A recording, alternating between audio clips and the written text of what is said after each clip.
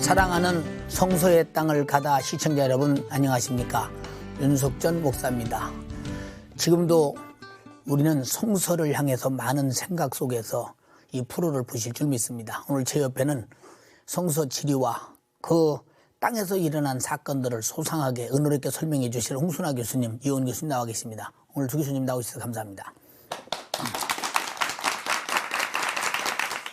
베냐민 지파의 땅 베델은 야곱의 사건으로 잘 알려진 곳입니다. 쌍둥이 형 에서의 장자권을 하나님의 축복으로 가로챈 채 에서에게 쫓겨서 바단 아람으로 가던 중 돌단을 쌓고 하나님과 서로 만남 속에서 약속의 대역사를 창조한 곳입니다. 이스라엘이 남북으로 쪼개진 후 베델은 흉악한 바알 숭배의 거점으로 사용되는 불운을 겪기도 했습니다. 베델은 거룩함과 하나님이 가장 미워하는 우상 숭배와 이런 여러 가지가 얽힌 성읍입니다. 우리 베델로 가보시겠습니다.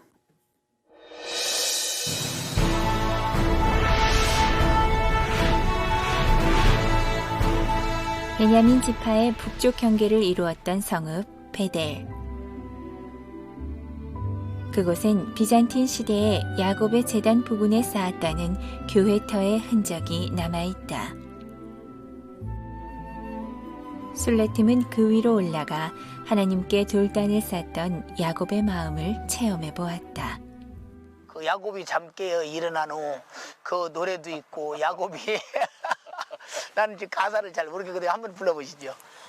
금방 야곱이 잠 깨어 일어난 후 돌단을 쌓은 것 본받아서 꿈에도 소원이 늘 찬송하면서 여러분은 지금 구약의 아브라함부터 시작되어서 많은 역사가 서려 있는 베델을 보셨습니다. 베델은 바로 어느 곳일까? 어떻게 설명을 들으면 우리가 충분히 이해할까? 우리 홍순아 교수님께서 지도를 통해서 자세히 설명해 주시겠습니다. 교수님 설명해 주시죠. 예, 우리나라와는 이 이스라엘이라고 하는 나라가 지형이 좀 다르기 때문에 예. 다시 한번 설명을 드려야 될 것 같습니다. 이 이스라엘이라고 하는 이 지형은 세 구분으로 나눌 수 있습니다. 어느 나라나 마찬가지지만 서쪽으로 가면 지중해 바다가 있는데 이 바다 옆의 지역들을 그 평야, 해안 평야지대라고 그럽니다. 우리가 잘 아는 샤론 평야가 이 지역입니다. 그리고 이제 가운데로 가면 중앙 산악지대가 계속됩니다. 그래서 굉장히 높은 곳이죠. 물론 베델은 이 산악지대에 있습니다. 그래서 이 베델 같은 경우는 해발 850m의 고지입니다. 그리고 동편으로 오면 요단 지구대라 그래가지고 바다보다 더 낮은 이러한 특수한 지역이 바로 이스라엘입니다. 그럼 베델은 어디인가? 그 예루살렘을 중심으로 해서 설명을 드리겠습니다. 예루살렘에서 북쪽으로 15km 정도 올라간 곳에 있습니다. 그리고 이 지역에는 이 남북을 관통하는 도로가 있는데 족장들이 많이 다녔다 그래가지고 그 족장들의 도로라고 이야기합니다. 그리고 세겜에서부터 남쪽에 있는데 세겜은 그리심산 에발산이 있던 그리고 요셉의 무덤이 있던 이스라엘 민족의 역사가 서린 그 세계입니다. 그쪽에 남쪽에 있습니다. 그런데 이 베델은 어딘가 하는 문제가 풀렸습니다. 고고학자들이 연구해 봤는데 지금 아랍 마을인데 베이튼이라고 하는 그 마을을 베델로 보고 있습니다. 그래서 그 베이튼이라고 하는 마을 옆에 가면 그 성서 시대의 그 유적들이 몰려 있는 곳이 있습니다. 그래서 이 베델은 이제 모두가 다 그 의심 없이 받아들이고 있는 그 확실한 장소가 되었습니다. 그럼 교수님 그 베델이 그 지금 현재 팔레스타인 땅인데 어떻게 들어갈 수 있는지 좀 설명해 주시겠어요? 예, 이 베델이라고 하는 곳은 그 말씀드렸듯이 아랍인 마을인데 그 아랍인 마을도 두 종류가 있습니다. 어떤 마을은 좀 쉽게 들어갈 수 있는 마을이 있고 어떤 마을은 이스라엘군이 통제해서 못 들어가는 마을이 있는데 이 베델은 이스라엘군이 입구를 지키고 있기 때문에 들어가기가 매우 어렵습니다. 그런데 저부터도 이 베델이라고 하는 곳으로 보는 베이틴이라고 하는 마을은 안 들어가 봤습니다. 왜냐하면 꼭 그 이스라엘군이 지키는 곳으로 들어가야만 유적지를 갈 수 있으면 하는 시도해 보는데 다행히 이 고대 유적지가 그 지역을 지나가고 있는 그 족장도로에 있는 도로가 60번 도로거든요. 예. 그 도로 옆에 울타리 옆에 있습니다. 그러니까 그 올라가시다가 목사님도 가보셨지만 그 왼쪽 옆에 차에 두고 조금 걸어가면 그 유적이 있는 곳으로 갈 수 있기 때문에 예. 팔레스틴 마을이지만 그 변두리에 있기 때문에 굳이 마을로 안 들어가도 볼 수 있는 곳에 있습니다. 이영훈 교수님, 그 베델은 그 아브라함의 가게, 그 직계 가문과 참 많은 연관이 깊은 성읍이기도 합니다. 그 내용을 좀 설명해 주시겠어요? 네, 베델은 아브라함 또 야곱과 연관이 많은 곳입니다. 예. 하나님의 명령을 따라서 아브라함이 하란을 떠나 한 400~500km 떨어진 가나안 땅까지 도착했을 때 처음에 세겜이라는 곳을 도착했고 예. 그 다음에 베델에 도착해서 단을 쌓았다고 합니다. 수백 킬로를 여행하는 동안 하나님께서 이끌어 주신 것에 대해 감사하는 예배를 드린 장소라고 볼 수 있습니다.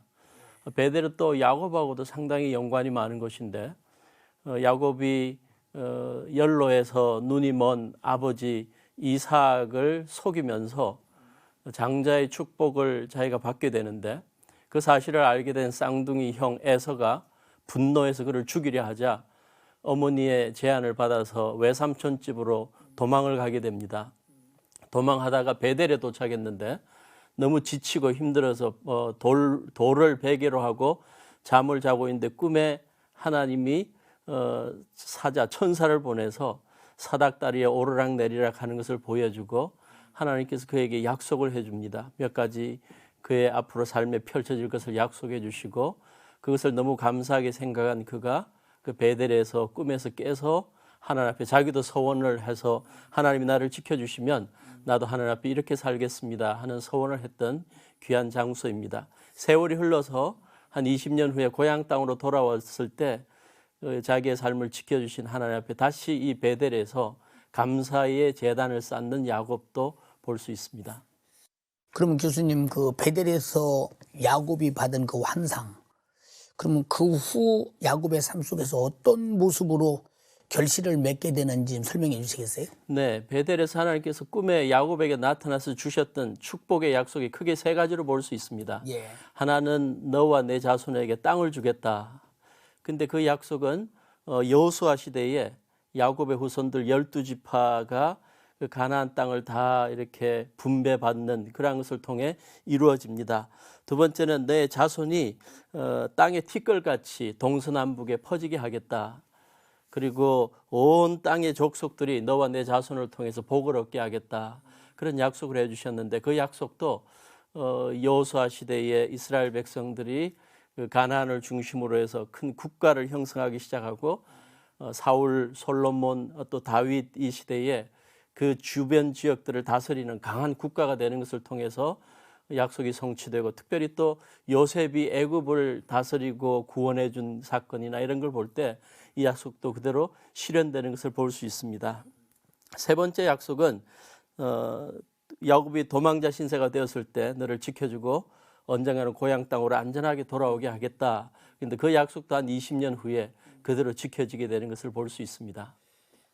사실 꿈이 없는 민족은 망한다.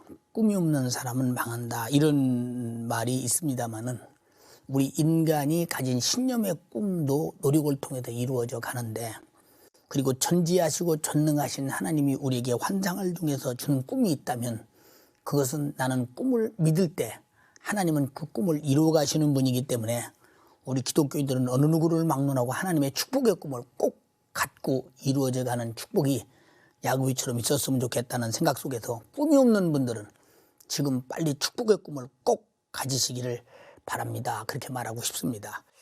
이번에는 베냐민 지파의 땅 또 다른 성읍 믹막스와 에브라임을 가보시겠습니다.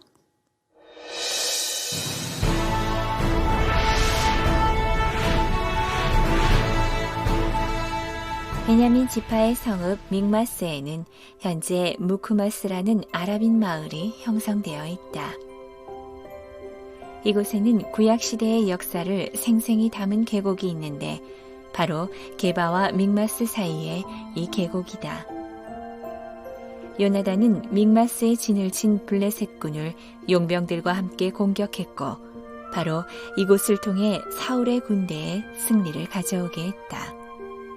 그 시대의 시간을 담은 이곳엔 현재도 믹마스 시내가 자리 잡고 있다. 믹마스 시내에서 북쪽으로 향해 에브라임 광야를 달리면 베냐민 지파의 성읍 에브라임이 나온다. 빈 들녘에 조용히 자리 잡은 이곳엔 신약시대 예수께서도 잠시 머무셨는데 그 이유 때문인지 이곳에는 지금도 회교 사원이 없고 수많은 교회들이 자리 잡은 기독교 마을이 형성되어 있다. 우리는 지금 생소한 땅 믹막스와 에브라임을 보셨습니다. 또 교수님을 통해서 자세히 설명을 들어볼까 합니다. 홍 교수님, 그 믹막스는 어느 곳인지 좀 지도를 통해 설명해 주시겠어요? 예, 사실은 이 믹마스라고 하는 곳은 그 성경의 역사를 알면은 굉장히 흥미로운 장소인데 예. 그 일반 순례객들은 그 지역을 가지 않기 때문에 그 아무래도 지도를 통해서 좀 말씀을 드려야 되겠습니다. 예. 그 예루살렘을 중심으로 해서 보셔야 될 것 같습니다.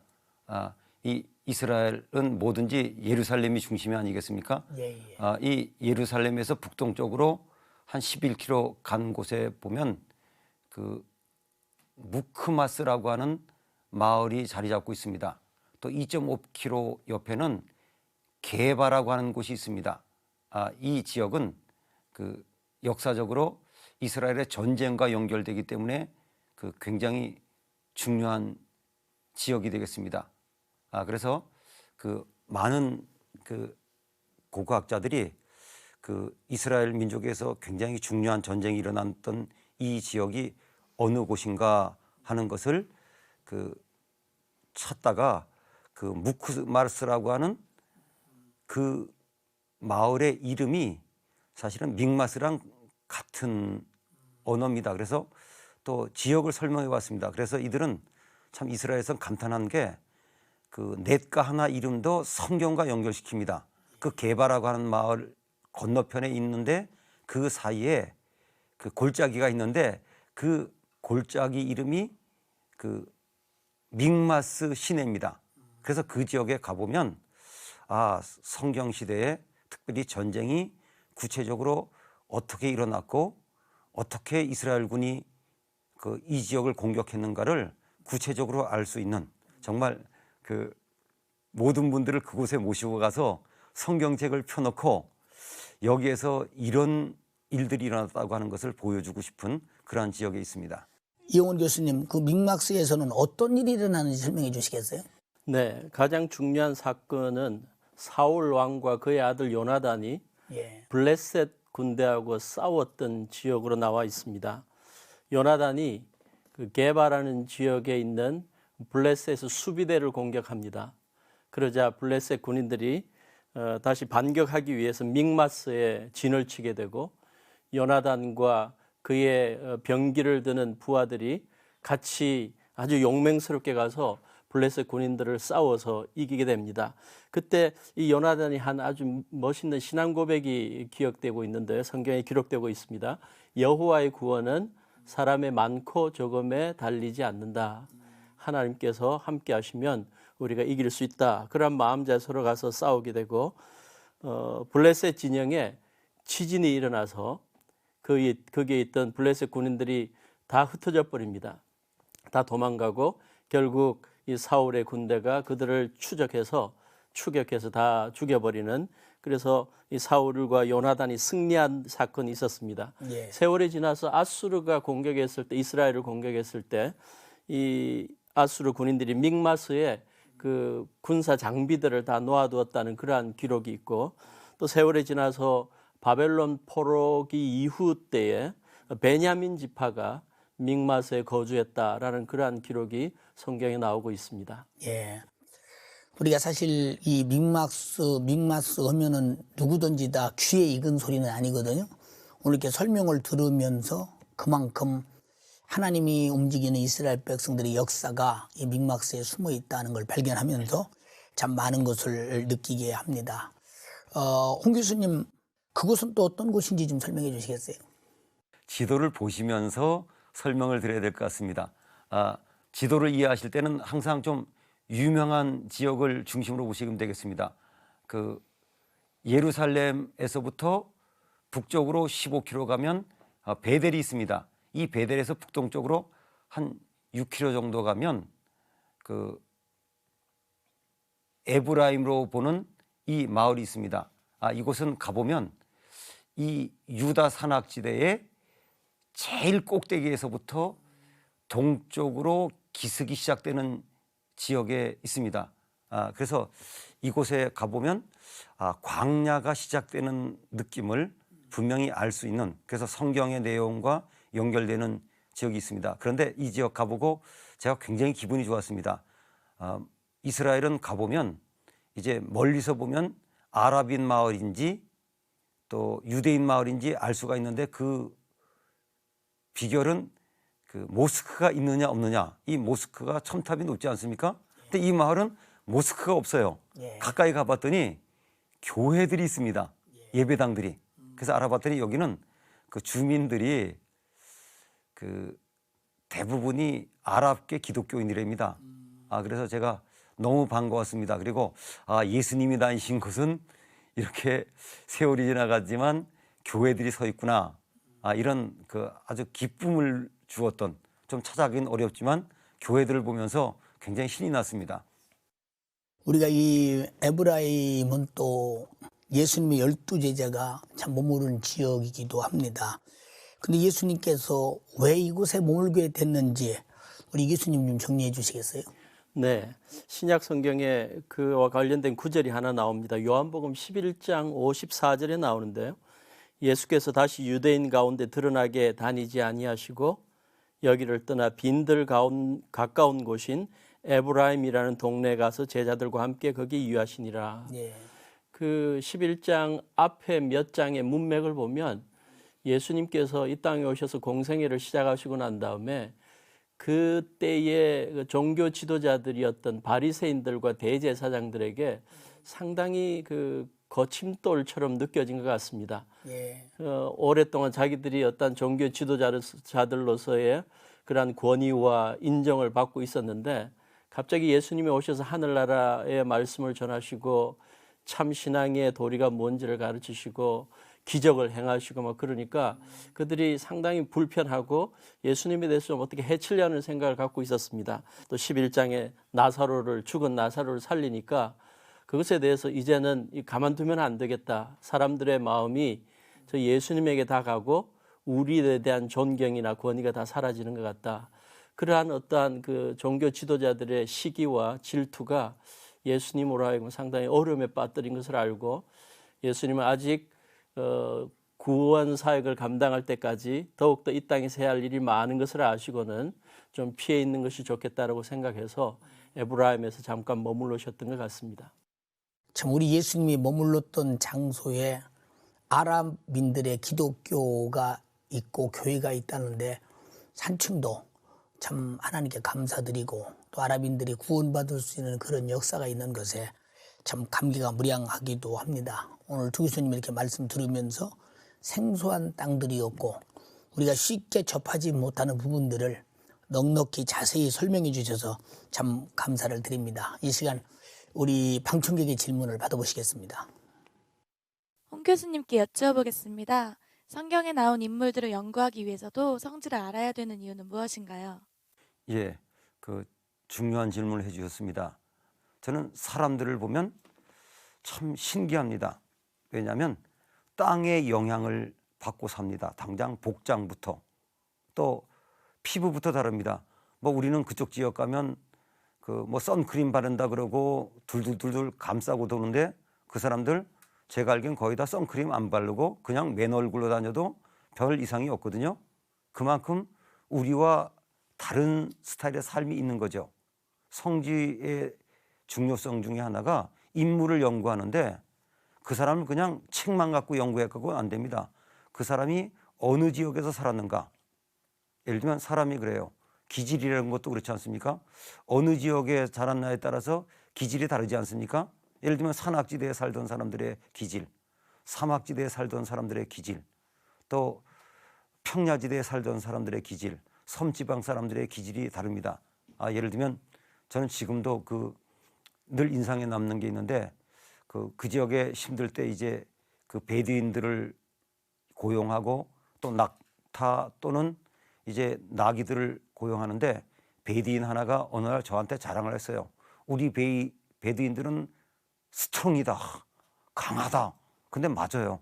나는 걸어다니기도 힘든데 거기는 그냥 슬리퍼 바람에 맨발로 뛰어다니거든요.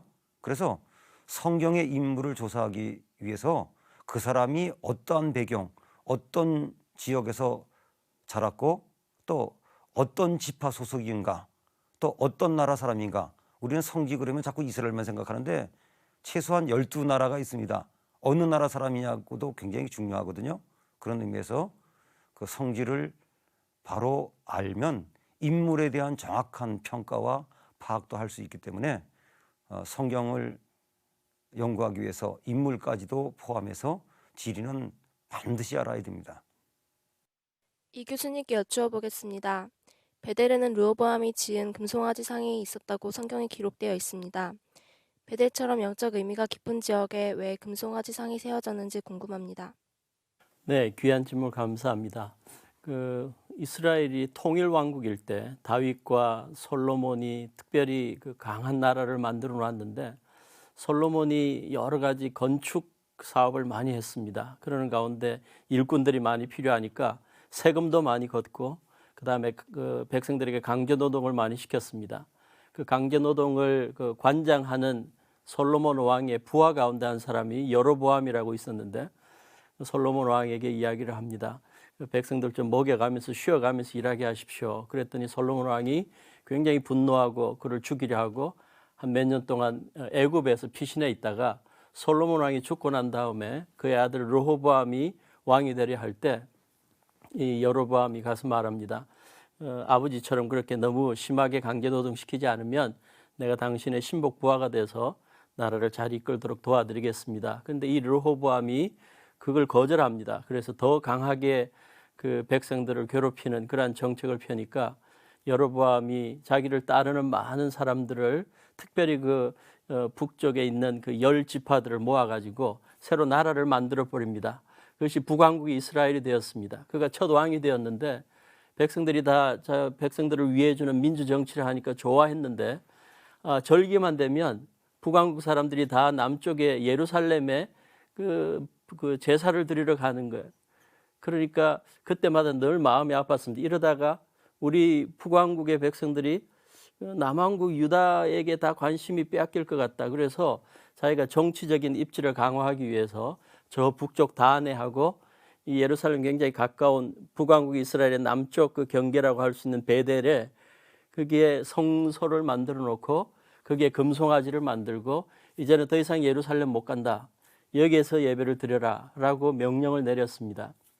그런데 신명기를 보면 하나님께서 말씀하신 게 내가 내 이름을 두려고 지시한 한 곳 그곳에서만 예배를 드려라 라는 명령이 있는데 여로보암 왕은 자기의 정치적인 입지를 강화시키기 위해서 그 하나님의 말씀을 어긴 거죠.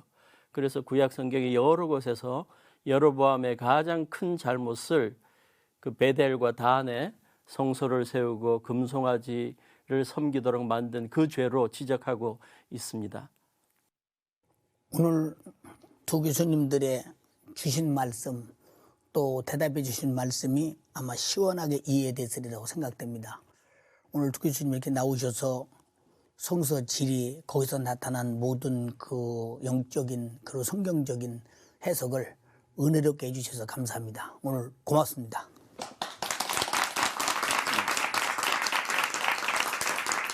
베냐민 지파의 땅 베델, 그곳은 여러 가지 사건이 많습니다. 특별히 그곳에서 야곱은 하나님을 만났습니다. 하나님은 그에게 어떻게 축복하겠다는 약속을 했습니다. 그 약속대로 그는 축복을 받았습니다. 이것이 바로 야곱이가 가진 꿈이었습니다. 또 이 베냐민 지파의 땅 믹막스, 그곳은 전쟁이 많은 곳입니다. 그러나 전쟁은 숫자나 병기에 있지 않고 하나님이 어떻게 그를 돕느냐가 중요한 것입니다. 그러면 하나님이 이스라엘을 도울 때마다 전쟁은 승리했습니다. 우리에게는 꿈이 있어야 합니다. 어떤 꿈? 성경이라고 하는 큰 약속의 꿈이 있습니다. 그 성경을 하나님이 내게 주시는 축복의 꿈으로 끌어안고 그 성경의 축복이 내가 이루어질 때까지 우리는 언제든지 기대하며 소망 가운데 이루어지는 축복을 받아야 할 것입니다. 그리고 우리 앞에 어떤 불가능과 큰 사건이 있을지라도, 큰 사건이 우리가 볼 때는 대단히 큰 것 같지만 전지하시고 전능하신 하나님 앞에는 아주 적은 것입니다. 그 하나님을 의지해서 여러분들이 큰 불가능과 사건을 승리로 이끌면서 오늘 베냐민 지파 땅에서 준 교훈이 우리에게 축복이 되길 바랍니다. 감사합니다.